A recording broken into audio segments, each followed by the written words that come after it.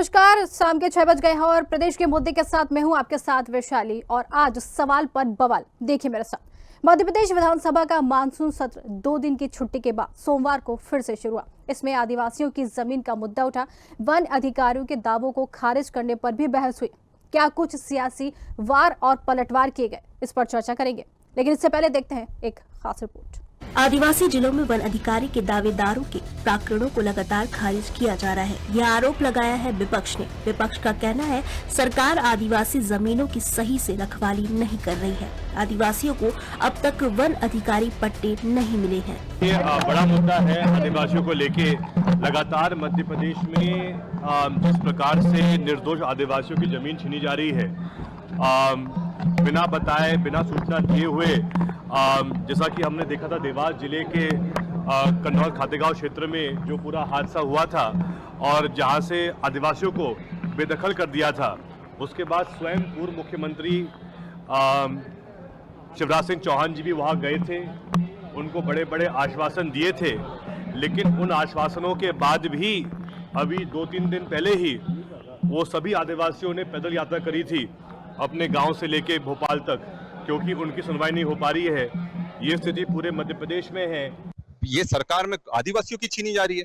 पोषण आहार में जो घोटाले हो रहे कौन कर रहा है? इनकी सरकार कर रही है। कुपोषण का जिम्मेदार कौन है? मैंने खुद ने सवाल करा, कुपोषित में ये सरकार 8 से 12 रुपए एक कुपोषित बच्चे पर हर रोज खर्च कर दी, तो उसमें कुपोषण दूर कहां से होगा? वहीं राज्य के सीएम डॉक्टर मोहन यादव ने विपक्ष के आरोपों को दरकिनार करते हुए सदन में कहा कि प्रदेश के आदिवासी जिलों में वन अधिकारी के दावेदार के प्रकरणों को खारिज कर बेदखल करने से उत्पन्न स्थिति पर ध्यान आकर्षण में कहा, आदिवासियों को कई लाभ दिए गए हैं। हमारी सरकार ठोस कदम उठा रही है। हम विपक्ष की सकारात्मक सलाह को लेने के लिए तैयार हैं। आदिवासी पट्टों और आदिवासियों को विकास के लिए दलगत राजनीति से ऊपर उठकर काम करेंगे। आदिवासी ग्राम में बरसात के समय आवास छीनना और आवास तोड़ना बर्दाश्त नहीं किया जाएगा। अधिकारियों को इसके बारे में निर्देश दिए गए हैं। वहीं इस मुद्दे पर राज्य मंत्री धर्मेंद्र सिंह लोधी ने भी कांग्रेस पर जमकर हमला बोला। उन्होंने कहा कि कांग्रेस के पास कोई मुद्दा नहीं है और वह सिर्फ बेबुनियाद आरोपों के सहारे राजनीति कर रही है। आदिवासियों का भला चाहने वाली, जाति समाज का भला चाहने वाली सरकार है और निरंतर हम ऐसी योजनाएं बना रहे हैं जिससे हमारे आदिवासी समाज का, जनजाति समाज का भला हो। तो कांग्रेस के आरोप मिथ्या आरोप है, निराधार हैं और मुझे लगता है कांग्रेस के पास कोई मुद्दे नहीं है, इसलिए इस प्रकार की बात कांग्रेस करती रहती है। और जिस प्रकार से हम कहते हैं ना कि खिसियानी बिल्ली खम्मा नोचे, वही कांग्रेस की। जब तक कांग्रेस की सरकार थी, कभी भी जनजातियों को, आदिवासी समाज को पट्टे दिए जाए, वन अधिकार के उनको जो भी उनको सुविधा हो सकती है, कभी उन्होंने उस पर विचार नहीं किया। मुख्यमंत्री जी ने स्पष्ट घोषणा की है कि बरसात के समय किसी को भी तकलीफ ना आए, उनके हित में जो भी नियम बन सकेंगे, जो भी हम कर सकेंगे। उन्होंने तो विपक्ष को भी कहा कि आपके भी सकारात्मक सुझाव है तो हमें दीजिए। आदिवासी समाज, जनजाति समाज के फेवर में सरकार जो भी नियम परिवर्तन करना चाहे, जो भी उनकी सुविधा के लिए चाहे, सबके लिए सरकार तैयार है। और मुख्यमंत्री ने उसकी सदन में घोषणा भी की।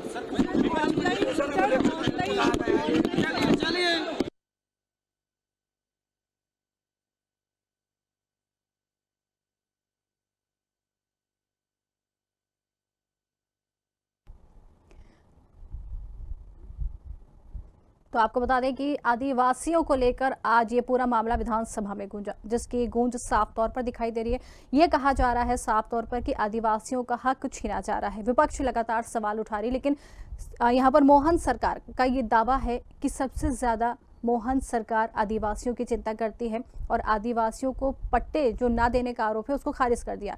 सीएम का ये भी कहना है कि अब तक उन्होंने 26,000 से ज्यादा पट्टे आदिवासियों को दिए हैं, लेकिन इसके बाद भी विपक्ष लगातार हमला करती हुई नजर आ रही। विपक्ष का साफ तौर पर कहना है कि आदिवासियों की जमीन को छीन कर जो हक उनका मारा जा रहा है, इससे कहीं ना कहीं आदिवासी परेशान होंगे। जबकि सीधे सीएम ने ये बात भी सदन में कही और साथ ही सीएम ने यहाँ पर विपक्ष से उनके सुझाव भी मांगे। सीएम का साफ तौर पर कहना था कि आप भी अपने सुझाव दीजिए ताकि इस पर काम करें और यहाँ पर जो वन अधिकार का मामला है जिस पर सवाल उठ रहे हैं उस पर और आगे काम किया जाए। लेकिन उसके बाद भी विपक्ष लगातार यहाँ पर सवाल उठाता हुआ नजर आ रहा है। विपक्ष लगातार ये कहता हुआ नजर आ रहा है कि आदिवासियों के साथ उनकी जमीन के पट्टे नहीं देकर बीजेपी सरकार उनके साथ अन्याय कर रही है।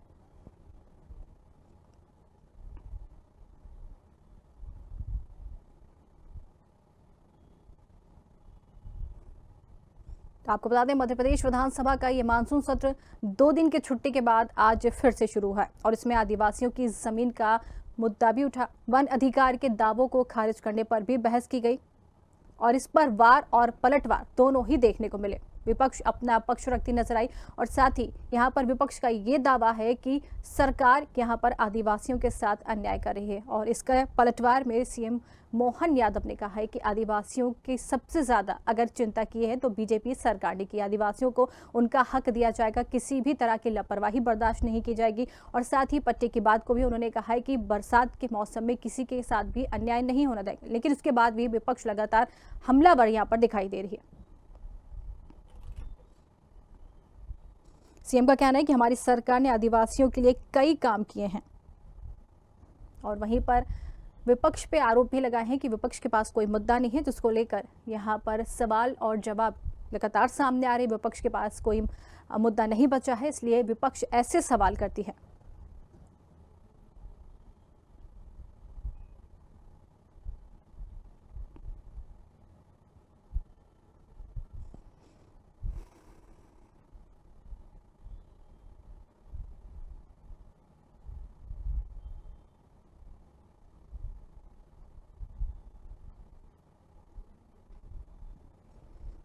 तो जिस तरीके से आज विधानसभा में ये पूरा मामला उठा, लगातार वार और पलटवार देखने को मिला। बीजेपी और कांग्रेस दोनों ही आमने सामने आ गए और आज हम इसी पर चर्चा करेंगे। हमारे साथ आशीष तिवारी बीजेपी प्रवक्ता जुड़ गए हैं, ज्योति पटेल कांग्रेस प्रवक्ता जुड़ गई हैं और एएल द्विवेदी जी वरिष्ठ पत्रकार जुड़ गए। सबसे पहले आप सभी का मैं स्वागत करना चाहूंगी और मैं डिबेट की शुरुआत बीजेपी के साथ ही करना चाहूंगी। आशीष जी, सवाल, आज विधानसभा में ये मुद्दा बहुत गूंजा, सीधे सीधे यहाँ पर ये मामला गूंजा है कि विपक्ष आरोप लगा रही है कि सरकार आदिवासियों की जमीन की रखवाली नहीं कर पा रही है।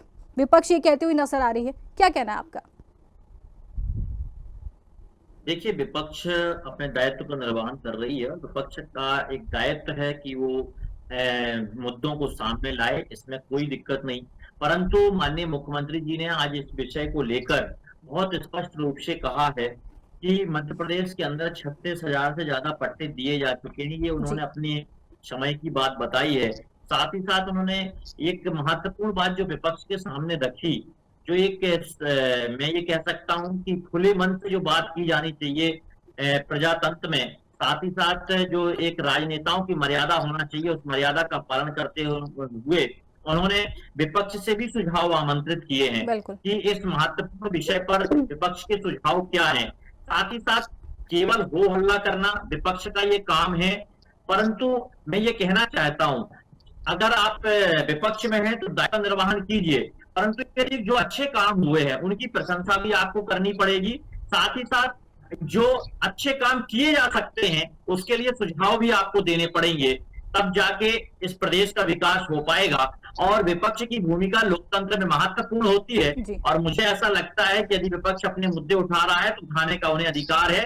परंतु जो माननीय मुख्यमंत्री जी ने महत्वपूर्ण बात कही आज चर्चा के दौरान कि आपके सुझाव आमंत्रित हैं, आप अपने सुझावों को रखिए, उन सुझावों के आधार पर भी आगे मध्य प्रदेश की सरकार काम करेगी। बिल्कुल, आपने सही कहा कि सीएम ने जरूर ये कहा है कि आप अपने सुझाव दीजिए जिसके ऊपर काम किया जाएगा। इसका जवाब हम ले लेते हैं, ज्योति जी भी हमारे साथ जुड़े हैं। ज्योति जी, सीएम मोहन यादव का साफ कहना है कि दलगत राजनीति से ऊपर उठकर यहाँ आदिवासियों के लिए काम किया जाता है, लेकिन फिर आपको ऐसा क्यों लगता है, विपक्ष को ऐसा क्यों लगता है कि उनके साथ अन्याय किया जा रहा है? देखिए, आप सभी को बहुत बहुत नमस्कार।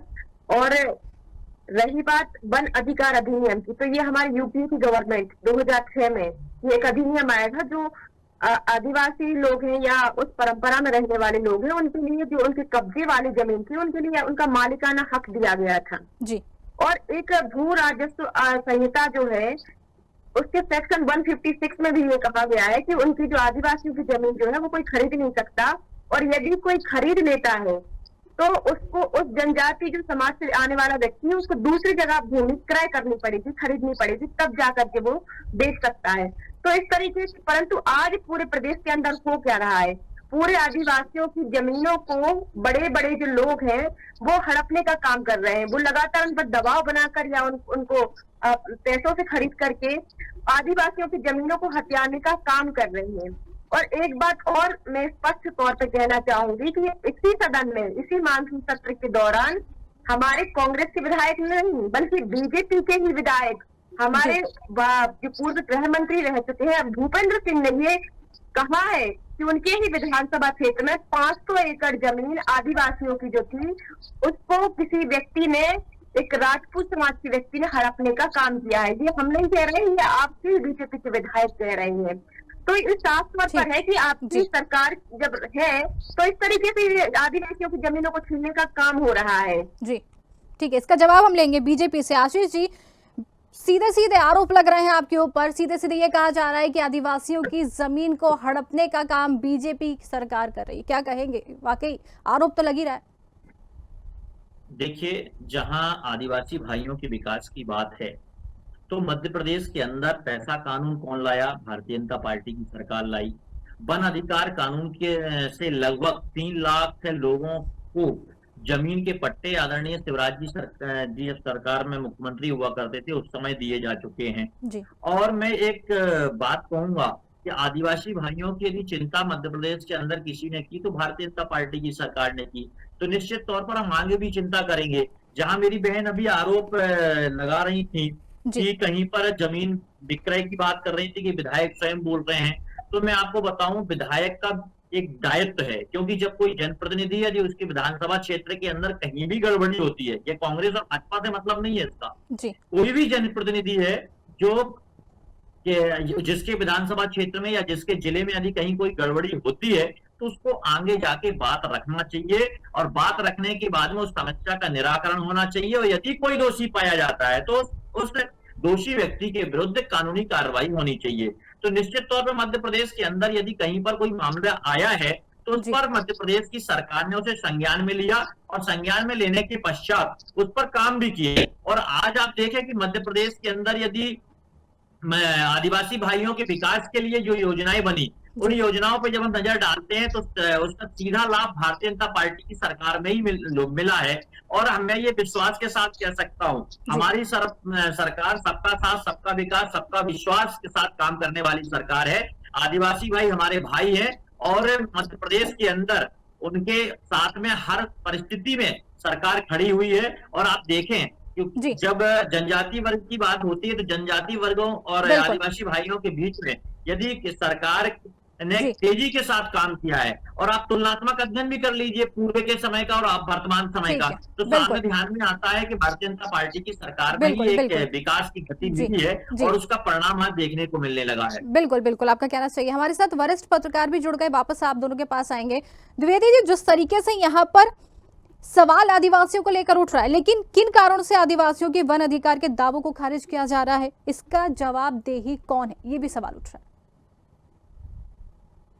देखिए, निश्चित तौर पर मध्य प्रदेश में कई वर्षों से भारतीय जनता पार्टी की सरकार है, लेकिन अगर हम आज भी ग्राउंड रिपोर्ट जाते हैं और आज भी अगर हम स्थिति को जाते हैं ग्रामीण क्षेत्रों में जाकर के, तो निश्चित तौर पर आदिवासियों का जो उत्थान होना था, लेकिन वह उत्थान आज दिनांक तक नहीं हो पाया है। और आदिवासियों की जो जमीनों को लेकर के लगातार आरोप लगते हैं वर्तमान सरकार पर, वह कहीं ना कहीं एक परोक्ष रूप से दयनीय जो आरोप है, क्योंकि आरोप इसलिए लग रहे हैं क्योंकि जो उत्थान होना था आदिवासियों का वह आज दिनांक तक नहीं हो पाया है।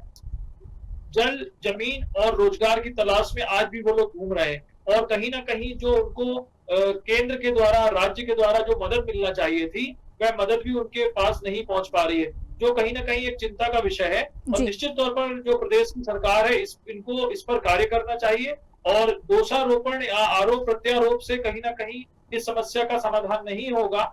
निश्चित तौर पर ग्राउंड पे जाकर के ये समझना पड़ेगा कि उनको किस चीज की जरूरत है और किस प्रकार से उनका उत्थान होगा, यह बहुत ही अति आवश्यक। लेकिन द्विवेदी जी, देखिए, वन अधिकार पट्टे जो निरस्त हुए उसका जवाब कौन देगा? निश्चित तौर पर आपका जो प्रश्न है वह बहुत जायज है कि वन अधिकार जो दिए गए थे पट्टे, उसमें कहीं ना कहीं जो सरकारें हैं, जो भी सरकारें रही हैं उस समय की या वर्तमान में जो सरकार है, इसका कहीं ना कहीं एक कलेक्टिव डेटा बनाना पड़ेगा। जी। और किसने ये पट्टों को निरस्त किया, निश्चित तौर पर उनके ऊपर भी कहीं ना कहीं एक वैधानिक कार्रवाई होना चाहिए कि किन लोगों ने इसको निरस्त किया और वह उनका क्यों नहीं मापदंड वह पूरा कर पाए, और अगर मापदंड पूरा करते थे तो निरस्तीकरण किस व्यक्ति ने किया, कैसे किया, यह कहीं ना कहीं एक जांच का विषय है जिसकी जांच होना अति आवश्यक है। बिल्कुल बिल्कुल, आपका भी कहना सही है। ठीक है, आपके पास वापस आएंगे, बीजेपी के पास वापस जाएंगे। बिल्कुल, कांग्रेस से यहाँ पर आरोप लगा रही है, अभी आपने खुद सुना, कांग्रेस लगातार आपके ऊपर आरोप लगा रही है। कांग्रेस का ये भी कहना है कि आदिवासियों की जमीन जो छीनी गई है, फिर आदिवासियों की जमीन के साथ यहाँ पर जिस तरीके से अन्याय किया जा रहा है, लगातार ऐसे सवाल उठ रहे हैं। लेकिन आपने भी ये सही कहा है कि सीएम ने विपक्ष से भी जवाब मांगा है। सीएम का कहना है कि आप अपने जवाब दीजिए, उस पर हम काम करेंगे। लेकिन कांग्रेस इससे संतुष्ट नहीं आ रही। कांग्रेस का साफ तौर पर कहना है कि अधिकार नहीं दिया जाता, अन्याय किया जाता है। देखिए, कांग्रेस को संतुष्ट इस बात को लेकर होना पड़ेगा कि हमने मध्य प्रदेश के अंदर जो योजनाएं बनाई उनका लाभ सीधे आदिवासी भाइयों को मिल रहा है। बिल्कुल। और मैं ये नहीं कह रहा हूं कि केवल स्पेशल जो योजनाएं बनाई गई उनका लाभ मिल रहा है, साथ में जो गरीब वंचितों के लिए योजनाएं बनाई गई, यदि लाडली बहना बनाई गई तो लाडली बहना आदिवासी बहन है तो उसको भी लाभ मिल रहा है। अगर प्रधानमंत्री आवास की बात करें तो यदि यहाँ पर सामान्य व्यक्ति को मिल रहा है तो घर पे भी मिल रहा है उसको। तो ये जो मिलने का तरीका है, योजनाओं के लाभ का तरीका है, वो सीधे हर एक वर्ग के विकास के लिए योजनाएं बनाई गई। और साथ ही साथ जहां विपक्ष की भूमिका में आज कांग्रेस है, तो मैं कांग्रेस की बहन से यही बात कहूंगा कि वो भी अपने कांग्रेस के नेताओं के माध्यम से ये जो बात उठाई गई है उस बात के साथ सुझाव भी भेजे। नहीं, लेकिन क्योंकि माननीय मुख्यमंत्री जी ने बहुत स्पष्ट रूप से ये बात कही है, यदि आपके सुझाव आएंगे तो उन सुझावों पर भी विचार करेंगे। हो सकता है कि लेकिन कोई देखिए अच्छा सुझाव आपको दे दे। आशीष जी, कांग्रेस तो यहाँ पर धरना प्रदर्शन पे उतर आती है, कांग्रेस धरना प्रदर्शन करके अपनी बात को कह रही है। देखिए, धरना प्रदर्शन करना आप विपक्ष में है, करिए, उसमें कोई दिक्कत नहीं, परंतु जब हम आपको खुले मंच पर बैठा के बात कर रहे हैं, आमने सामने सदन के अंदर बात हो रही है, तो सदन किस चीज के लिए है? चर्चा के लिए है। उसमें चर्चा होना चाहिए और मुद्दों के आधार पर आंकड़े जो हैं उन आंकड़ों का भी स्पष्टीकरण होना चाहिए कि क्या आंकड़े कहां तक सही है। साथ ही साथ यदि आप आरोप लगा रहे हैं, कोई बात कर रहे हैं, तो उसके तथ्य भी होना चाहिए कि कहां पर घटना हुई। और यदि हमारे विधायक ने भी कोई बात उठाई है तो उनके सामने ये समस्या आई, उनको जानकारी ये कहना चाह रहे हैं कि विपक्ष के पास मुद्दा नहीं है। आप ये कहना चाह रहे हैं कि विपक्ष के पास कोई मुद्दा नहीं है? निश्चित तौर पर वर्तमान में मैं देख रहा हूं कि विपक्ष के मुद्दों से भिन्न है। तो यदि कहीं पर भी कोई छोटा सा विषय मिलता है या चर्चा का विषय मिलता है तो उसको वो चर्चा करते हैं, परंतु आज आदिवासी भाइयों का जो विषय है महत्वपूर्ण विषय है और इस विषय पर माननीय मुख्यमंत्री जी ने स्वयं इसको संज्ञान में लेते हुए विपक्ष के आदरणीय विपक्ष से इस विषय को लेकर सुझाव मांगे हैं। तो मुझे ऐसा लगता है विपक्ष को सुझाव देना चाहिए और उन सुझावों के आधार पर भी हमारी सरकार काम करेगी। ठीक है, जवाब ले लेते हैं। ज्योति जी, विपक्ष के पास मुद्दा नहीं है, तथ्यहीन बातों पर बात करती विपक्ष, कोई मुद्दा नहीं है, ऐसे सवाल उठाते हैं जिनका कोई औचित्य नहीं रह जाता। बताइए, आरोप लगा। देखिए, मोहन यादव जी ने जो कहा है कि हम विपक्ष से सुझाव मांग रहे हैं, उनका ये कदम जो है वो स्वागत योग्य है जी। परंतु आप ये बताइए, आप सरकार में बैठे हैं, सरकार में मुख्यमंत्री हैं और आप ये कह रहे हैं कि विपक्ष बताए कि कहाँ गड़बड़ है। आपका पूरा सिस्टम, निश्चित तौर पर विपक्ष का दायित्व कि विपक्ष बताए कहां पर गड़बड़ है। यदि कहीं गड़बड़ है विपक्ष बताएगी तो उसको चिंता में लिया जाएगा, क्योंकि विपक्ष को अपना दायित्व का निर्वहन करना पड़ेगा ना। आप विपक्ष में बैठे हैं। बिल्कुल ज्योति जी, तभी आदिवासियों का जो विधानसभा में आए विपक्ष ने अपना जो सड़कों पर उठाने की बात विधानसभा में उठाने की, तो धरना प्रदर्शन, चक्का जाम, सभी तरीके से विपक्ष पूरी तरीके से सक्रिय है, रोडों पर भी और विधानसभा में। परंतु आप ये बताइए कि ये पूछना कि विपक्ष बताए, जब विधानसभा के अंदर खुले मंच पर बात हो रही है तो विपक्ष को विधानसभा के अंदर बात करनी चाहिए, विपक्ष को विधानसभा के अंदर मुद्दों पर चर्चा करना चाहिए, विपक्ष को मुद्दों के आंकड़े पेश करना चाहिए और जो सुझाव मांगे गए हैं उनको सुझाव को स्पष्ट विपक्ष को रखना चाहिए।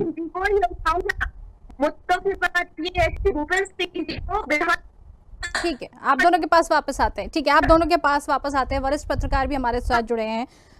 बिल्कुल, आप दोनों के पास वापस आते हैं। द्विवेदी जी, जिस तरीके से दलगत राजनीति से ऊपर उठकर आदिवासी के हितों पर ठोस नीति कब बनेगी? क्या इस तरह से आरोप प्रत्यारोप लगते रहेंगे? कब ये ठोस नीति बनेगी?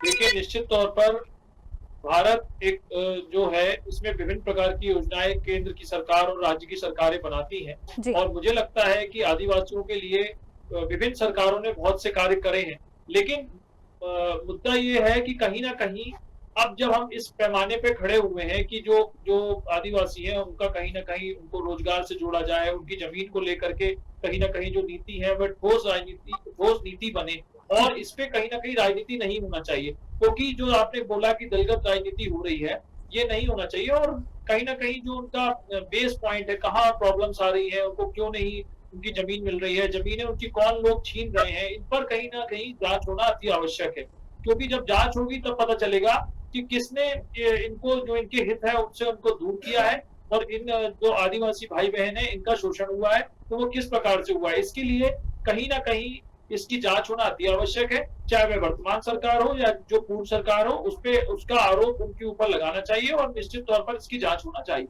लेकिन यहाँ पर सीएम मोहन सरकार ये कहते हुए नजर आ रहे हैं, सीएम खुद ये कहते हुए नजर आ रहे हैं कि 26,000 से ज्यादा पट्टे सीएम इसी सरकार में दिए गए हैं, लेकिन यहाँ पर कांग्रेस इससे इत्तेफाक ही नहीं रखती है, जबकि सीएम दावा कर रहे हैं।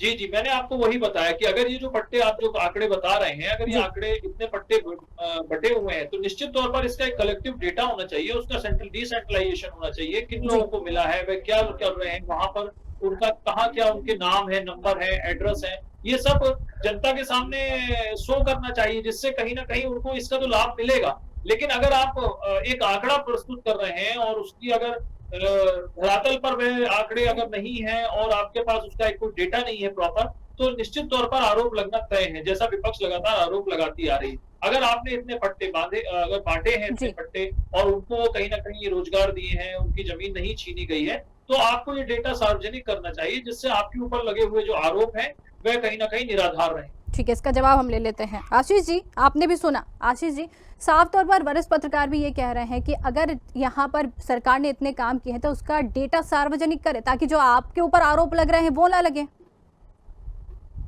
निश्चित तौर पर डेटा बहुत स्पष्ट रूप से है। आज माननीय मुख्यमंत्री जी ने भी विधानसभा के अंदर अपने स्वयं उन्होंने कहा है कि 26,000 से ज्यादा पट्टे दिए गए हैं।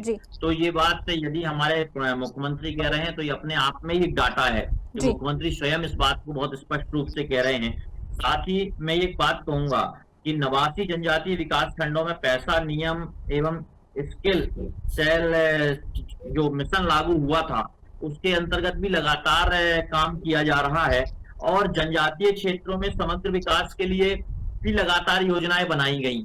तो मुझे जो मैं सरकार को देख पा रहा हूँ इतने लंबे समय से कि आज एक लंबा समय हमारा हुआ, तो आज जनजातीय वर्ग जो मुख्य धारा से जुड़ रहा है उसका एक मूल कारण ही यही है कि हमने उनके पास तक पहुंचकर काम किया और जब आज हम उनके पास तक पहुंचे हैं तभी जाके आज वो जनजातीय वर्ग इस स्थिति में आया है कि आज उसकी चर्चा कांग्रेस जैसे लोग भी करने लगे ना, तो वो भी इस समय याद करना पड़ेगा कि जब उनके जो उनको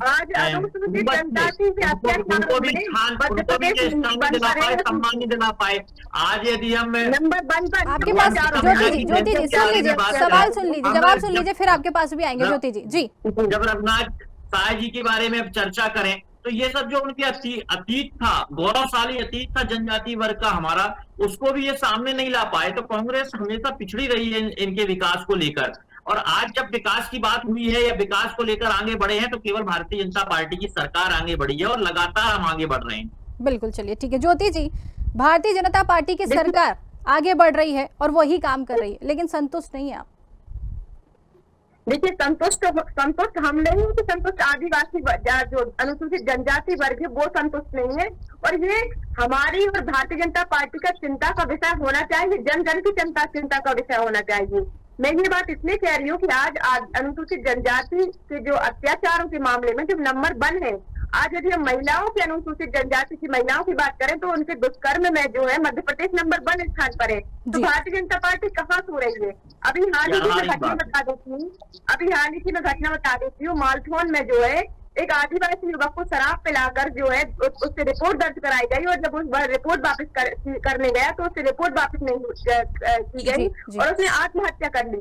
अशोकनगर के चंदेरी के सिरसौद गांव में भी दबंग यादवों ने जो है आदिवासी समुदाय के घरों में जो है आग लगा करके उनकी महिलाओं के साथ बच्चों के साथ मारपीट करी। तो ऐसी कई घटनाएं पिछले वर्ष भी आपने देखा होगा कि आदिवासी युवक को किस तरह से पेशाब पिला करके उसके साथ अत्याचार किया गया।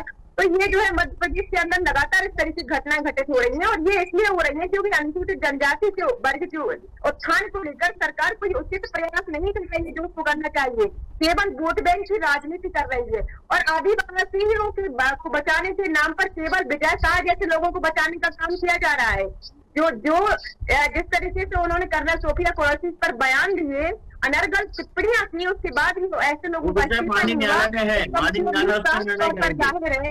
साफ तौर पर जाहिर है कि विजय शाह जैसे लोगों को बचाने का काम कर रही है। केवल Bharatiya Janata party vote bank की राजनीति कर रही है, आदिवासियों के उत्थान की राजनीति डीएनए में नहीं है भारतीय जनता पार्टी के। और कभी अनुसूचित जाति हो चाहे जनजाति हो, कभी भारतीय जनता पार्टी ऐसे लोगों को एक्सेप्ट कर ही नहीं सकती, क्योंकि ये कांग्रेस ने हमेशा ही शुरू से आजादी के बाद से अब तक हमेशा ही आदिवासी और अनुसूचित जाति के लोगों का, दलितों को हमेशा उत्थान करने का काम किया है और उनके बारे में सोचा है, और ये बात जो है वो लोग अच्छी तरीके से जानते हैं। ठीक है, चलिए आपकी बात भी सुन ली है, वापस आते हैं बीजेपी की तरफ से। सारी बात आपने इनकी सुनी, आशीष जी क्या कहेंगे अब आप इस पर? अन्याय हो रहा आदिवासियों के साथ, अत्याचार हो रहा आदिवासियों के साथ।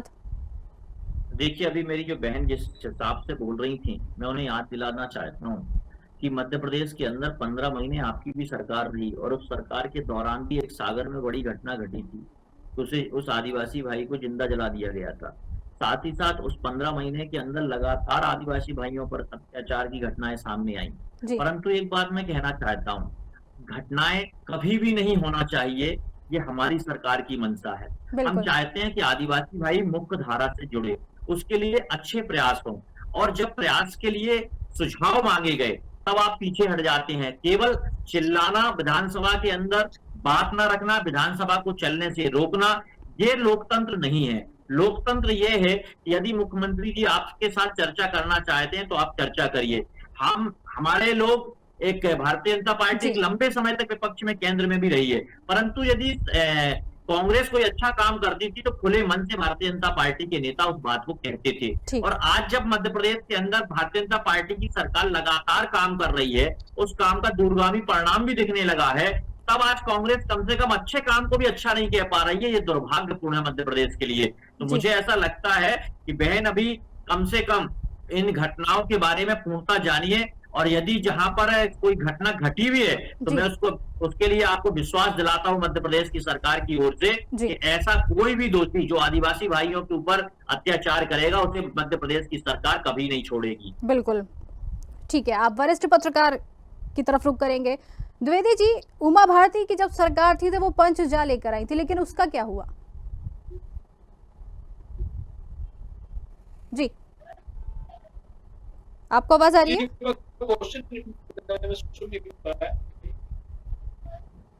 जी आपको आवाज आ रही है द्विवेदी जी? जी एक बार क्वेश्चन रिपीट करें। बिल्कुल, उमा भारती जी की जब सरकार थी तब वो पंचजा लेकर आई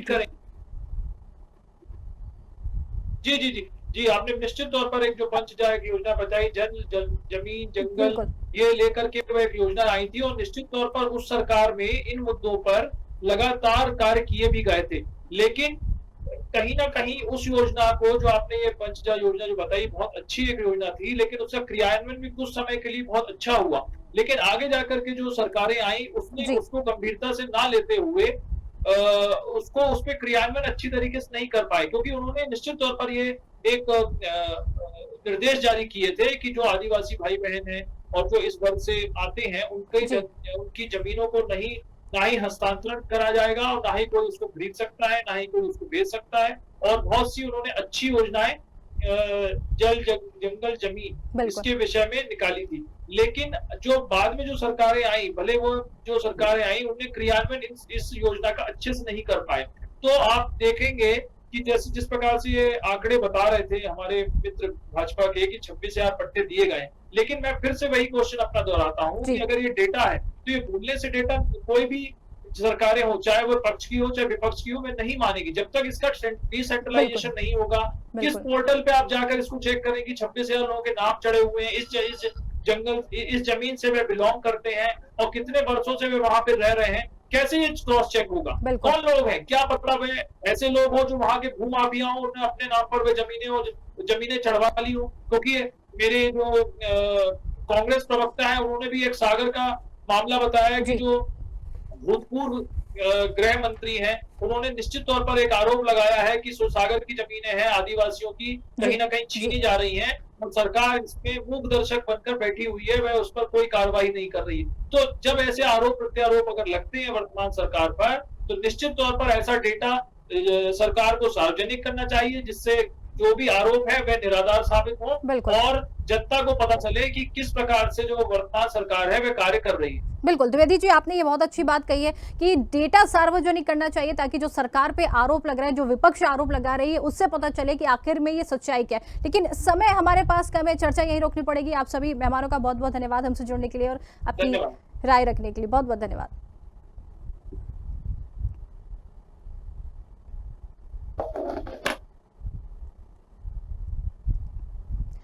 तो साफ है कि विधानसभा में आदिवासी की जमीन और वन अधिकार का मुद्दा न केवल भावनात्मक है बल्कि अब पूरी तरह सियासी रंग भी ले चुका है।